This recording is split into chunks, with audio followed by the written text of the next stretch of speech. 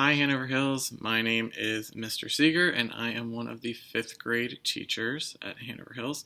I hope you all are enjoying your summer, and it is my pleasure to be your Tune In Tuesday guest reader today. So today I am going to be reading a book called Enemy Pie, and it is by Derek Munson and illustrated by Tara King.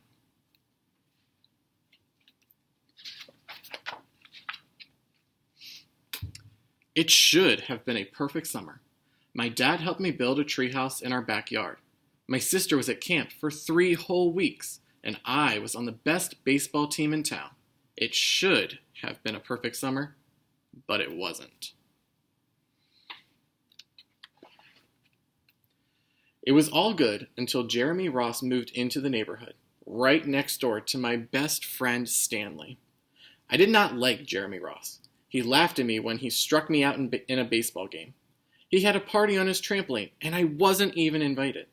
But my best friend Stanley was. Jeremy Ross was the one and only person on my enemy list. I never even had an enemy list until he moved into the neighborhood. But as soon as he came along, I needed one.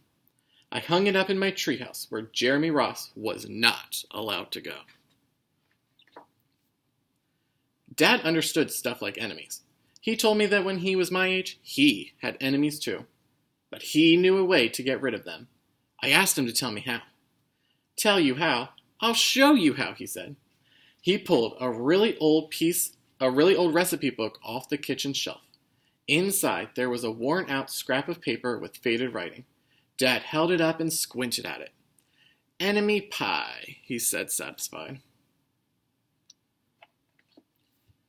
You may be wondering what exactly is an enemy pie. I was wondering too. But Dad said the recipe was so secret he couldn't even tell me. I decided it must be magic.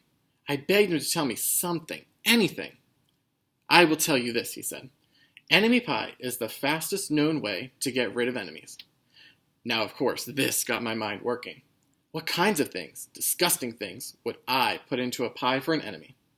I brought Dad some weeds from the garden, but he just shook his head. I brought him earthworms and rocks, but he didn't think he'd need those. I gave him the gum I'd been chewing on all morning. He gave it right back to me. I went out to play alone. I shot baskets until the ball got stuck on the roof. I threw a boomerang that never came back to me.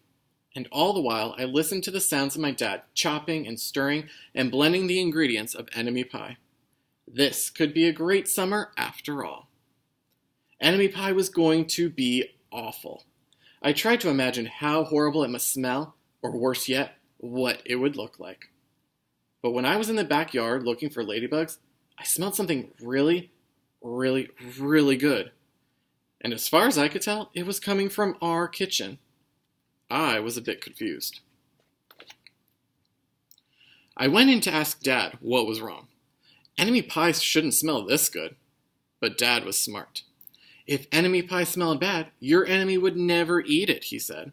I could tell he'd made enemy pie before. The buzzer rang, and Dad put on the oven mitts and pulled the pie out of the oven. It looked like plain old pie. It looked good enough to eat. I was catching on. But still, I wasn't really sure how this enemy pie worked. What exactly did it do to enemies? Maybe it made their hair fall out or their breath stinky. Maybe it made bullies cry. I asked Dad, but he was no help. He wouldn't tell me a thing. But while the pie cooled, he filled me in on my job. He talked quietly. There is one part of enemy pie that I can't do. In order for it to work, you need to spend an entire day with your enemy. Even worse, you have to be nice to him. It's not easy, but that's the only way that enemy pie can work. Are you sure you want to go through with this?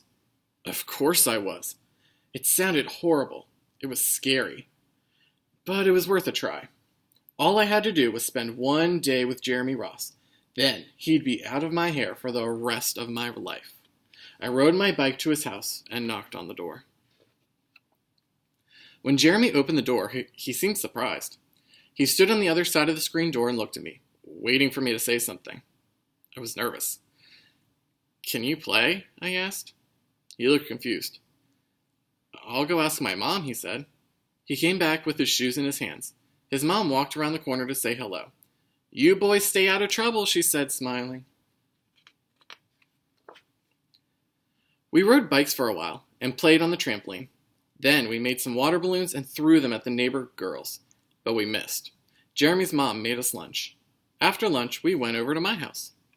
It was strange, but I was kind of having fun with my enemy. He almost seemed nice.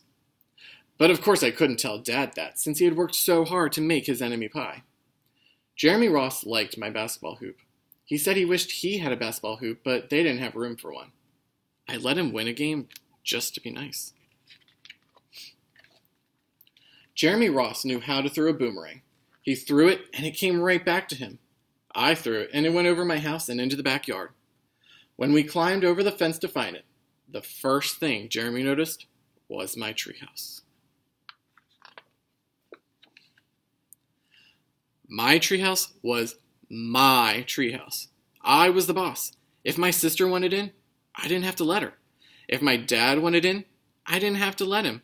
And if Jeremy wanted in, can we go in it? He asked. I knew he was going to ask me that.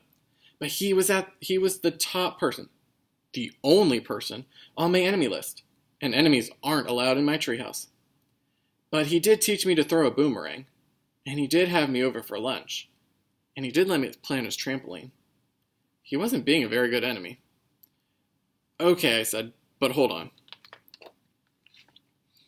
I climbed up ahead of him and tore the enemy list off the wall.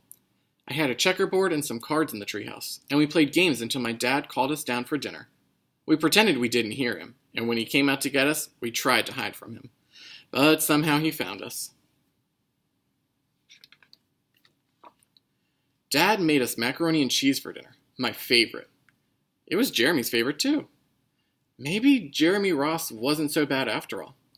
I was beginning to think that maybe we should just forget about enemy pie. But sure enough, after dinner, Dad brought out the pie.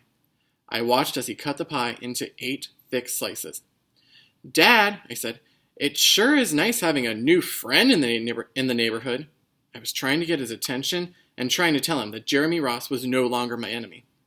But Dad only smiled and nodded. I think he thought I was just pretending.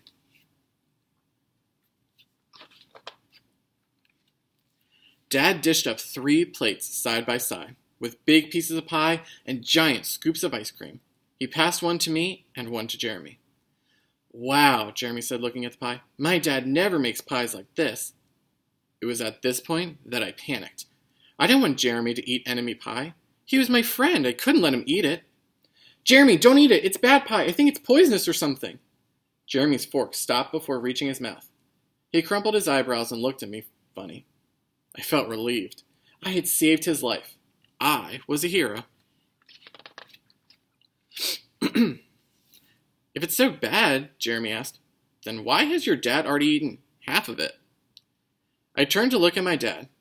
Sure enough, he was eating enemy pie.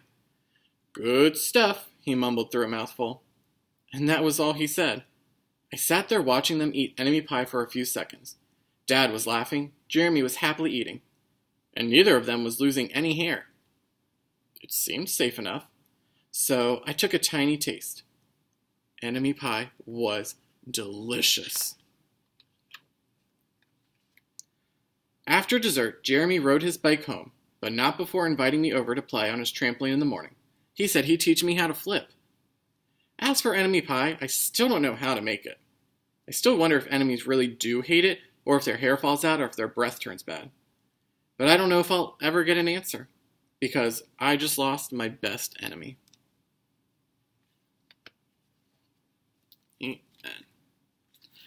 Alright guys, I hope that you enjoyed this story. I hope that you guys are having a fantastic summer, and as you are getting ready to come back to Hanover Hills in just a couple of weeks, I hope that you keep this story in mind when you have new kids moving into your neighborhood, or you have new friends in your class next year, and you try and make new friends, and remember this story. Not everybody needs to be your enemy. If you really get to know someone, you might learn that you have a lot in common, and then they might become one of your best friends.